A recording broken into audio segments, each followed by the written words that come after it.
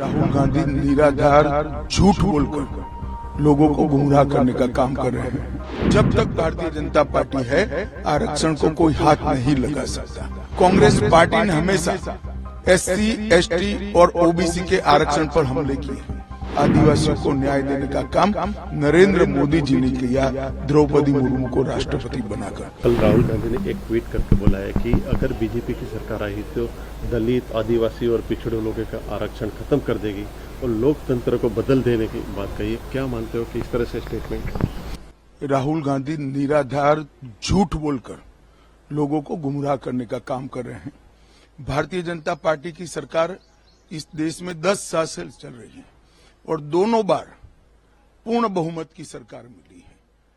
अगर भारतीय जनता पार्टी की मंशा होती कि आरक्षण को खत्म करना है तो हो चुका होता, बल्कि नरेंद्र मोदी जी ने पूरे देश के दलित, पिछड़े और आदिवासी भाई बहनों को गारंटी दी है, जब तक भारतीय जनता पार्टी है आरक्षण को कोई हाथ नहीं लगा सकता। मैं आज देश की जनता को कहना चाहता हूं कि कांग्रेस पार्टी ने हमेशा एससी, एसटी और ओबीसी के आरक्षण पर हमले किए हैं। कर्नाटक में उनकी सरकार आई, 4% माइनॉरिटी आरक्षण किया। किसका कटा? ओबीसी का कटा। आंध्र प्रदेश में उनकी सरकार आई, वहां पर भी 5% माइनॉरिटी आरक्षण किया। किसका कटा? एससी, एसटी, ओबीसी का कटा।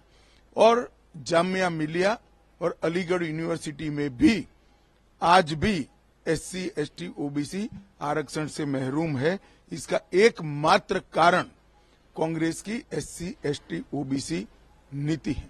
पिछड़ा समाज का हमेशा विरोध किया, बाबा साहेब आंबेडकर को हमेशा परेशान किया और ट्राइबलों को कभी न्याय देने का काम नहीं किया।